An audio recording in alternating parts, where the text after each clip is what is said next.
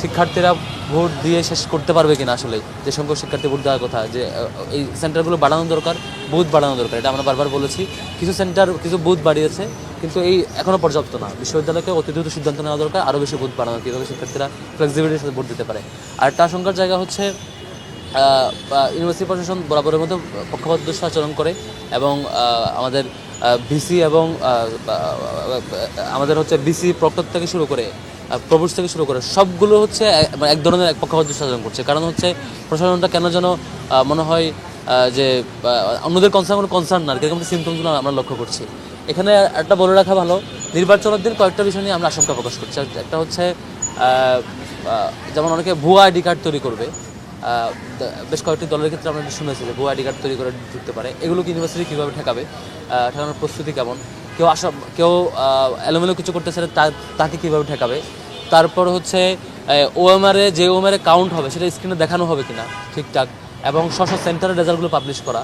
আর এর আগে আমরা দেখেছি গত ইলেকশনে 19 সালের যে ডাকসু ইলেকশন, সেখানে নির্দিষ্ট একটি দলের নির্দিষ্ট একটি পক্ষ সেটি তার ব্যবস্থাপনা ছিল, পরবর্তী সেটিকে ম্যানিপুলেট করেছে। তো এবার যদি এমন হয় যে কোনো দলের নির্দিষ্ট দলকে বিলং করে এমন কেউ সেটি তত্ত্বাবধান করছে এবং সেটি সেই অনুযায়ী ব্যবস্থা নিচ্ছে, তাহলে এটা খুবই দুঃখজনক হবে। আবার সিসি ক্যামেরা নিয়েও সেম কথা। যেমন চারুকলা একটি ঘটনা ঘটেছে, আপনারা দেখেছেন, আমাদের প্রচারণা মেটেরিয়াল ভেঙে ফেলেছিল, নক দেওয়ার পরে বলে যে সেই ক্যামেরার ফুটেজ নষ্ট। অর্থাৎ যখনই ঝামেলা হয় সেই ক্যামেরা নাকি চালু থাকে না। তো এখানেও সেম কনসার্ন, প্রত্যেকটা বুথে যে সিসি ক্যামেরা থাকবে সেটির ব্যবস্থাপনা কারা থাকবে, সেটি কি তারা তাদের প্রিয় কোনো দলের কোনো ব্যক্তিকে দিচ্ছেন কিনা। আমরা অলরেডি খবর পেয়েছি এই ব্যবস্থাপনায় নির্দিষ্ট দল ভালো ফেভার পাচ্ছে, এবং টেন্ডার কেন্দ্রিক নির্দিষ্ট দল ভালো ফেভার পেয়েছে। যদি এরকম হয়ে থাকে, যদি দলীয় লোকজন এখানে ফেভার পায়, তাহলে আমরা এটা খুব সিরিয়াসলি দেখব, এবং এটা সতর্কতার সাথে দেখব।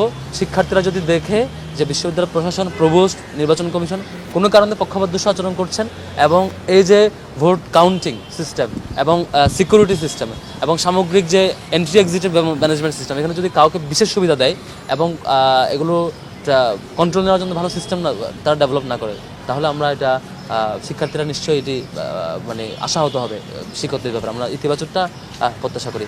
আর শিক্ষার্থীরা আমাদেরকে জানাচ্ছেন তারা কি চায়, আসলে নির্বাচিত প্রতিনিধি কেমন দেখতে চায়। একটা ইতিবাচক দিক হচ্ছে তারা যেমনটি চাচ্ছেন ঠিক তেমনটি আমরা ইতিপূর্বে সেই রেসপন্সগুলো করেছি, এবং শিক্ষার্থীদের জন্য একটি নিরাপদ ক্যাম্পাস, আবাসনের সুন্দর সিস্টেম ক্যাম্পাস, এবং যেখানে ফুড এবং পড়াশোনার ভালো পরিবেশ থাকবে। আমরা যেটা বলেছিলাম যে প্রতিষ্ঠানটা একটা একাডেমিক ইউনিভার্সিটিতে নিয়ে যাওয়া, পলিটিক্যাল জায়গা থেকে এই বাজে কালচারগুলোকে একদম বন্ধ করে দেওয়া। আমরা 6 years 6 নো এবং 36টা রিফর্ম প্রজেক্ট উপস্থাপন করেছি, সেগুলো আশা করি শিক্ষার্থীরা খুব ভালোভাবে নেবে ইনশাআল্লাহ।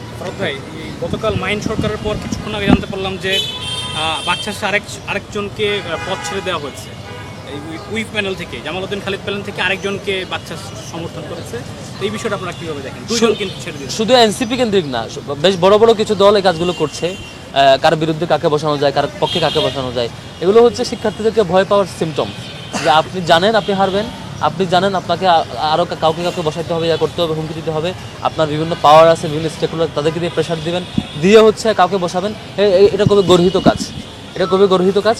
তবে কেউ স্বেচ্ছায় মত প্রকাশ করতে পারে, কিন্তু যখন এই অভিযোগ আমরা শুনবো যে হচ্ছে কোনো এক জায়গা থেকে চাপ প্রয়োগ করা হচ্ছে, কোনো এক জায়গা থেকে ব্ল্যাকমেল করা হচ্ছে, প্রেশার দেওয়া হচ্ছে, তখন এটা খুবই অন্তত ডাকসুর মতো জায়গায় এটা আমরা চাই না। ঢাকা বিশ্ববিদ্যালয় এটা হচ্ছে রাজনৈতিক প্ল্যাটফর্ম না, ঢাকা বিশ্ববিদ্যালয়ের জায়গা এটা হচ্ছে জাতীয় রাজনীতি করার জায়গা না, এটা হচ্ছে আপনি ক্ষমতায় যাওয়ার জায়গা না, এটা শিক্ষার্থীদের অধিকার নিয়ে কাজ করার জায়গা। এখানে কেন জাতীয় রাজনীতি এত প্রভাব থাকবে? কারণ আপনার জাতীয় দলগুলো এসে এত বেশি এঙ্গেজ হয়ে একে বসাবে, গোটাবে, এটা খুবই শিক্ষার্থীদের স্বার্থ সংশ্লিষ্ট কাজের ঠিক বিপরীত। ডাকসু তো জাতীয় রাজনীতি থেকে ক্ষমতায় যাবে কে যাবে না এটা ফেভার দেওয়ার জন্য না। ঢাকা বিশ্ববিদ্যালয়ের শিক্ষার্থীরা কাকে নির্বাচিত করতে পারলে শিক্ষার্থীদের কল্যাণ হবে সেটার জন্য, শিক্ষার্থীদের কল্যাণ নিশ্চিত করার জন্য ডাকসু, আপনার রাজনৈতিক এজেন্ডা সার্ভ করার জন্য ডাকসু আসেনি। প্রার্থী পরিবর্তন বা সমর্থন দেওয়া ভোটের মাঠে এটা কী ধরনের প্রভাব ফেলতে পারে? এটা প্রভাব ফেলবে না। ঢাকা বিশ্ববিদ্যালয়ের শিক্ষার্থীরা যথেষ্ট ম্যাচিউর, বরং কেউ কাউকে ভেবে সমর্থন দিলে যিনি সমর্থন দেন আমার কাছে মনে হয় তার জন্য ক্ষতিকর, যাকে দেন তার জন্য ক্ষতিকর। কারণ দুইজনেই আপনারা এখানে হচ্ছে একটা ভিন্ন অ্যাপ্রোচের পরিচয় দিচ্ছেন, যেটা মানে সৎ অ্যাপ্রোচ না, ফ্রেশ অ্যাপ্রোচ না। যার কারণ হচ্ছে আপনি দাঁড়িয়েছেন, ভোট চেয়েছেন, ক্যাম্পেইন করেছেন, আবার ভোট করে শেষে অন্য অ্যাপ্রোচ আগাচ্ছেন। তো এটা দুইজনের জন্যই ডিসক্রেডিট, যাকে সমর্থন দিচ্ছেন তার জন্য ডিসক্রেডিট, যিনি সমর্থন দিচ্ছেন তার জন্য ডিসক্রেডিট আমার কাছে মনে হয়। কারণ হচ্ছে 26 তারিখ পর্যন্ত একটা ডেট তো ছিল যে প্রত্যাহার করে না, তখন তো আপনি করে নেন নাই, এরকম একটা ব্যাপার। ভাই, ছাত্র শিবির সমর্থিত কিছু অভিযোগ আমরা পেয়েছি যে নাজিরা বাজারে হলে শিক্ষার্থীদের নিয়ে খাওয়ানো হচ্ছে, তো এটাকে আপনারা করছেন না? এটা করার কোনো প্রশ্নই আসে না।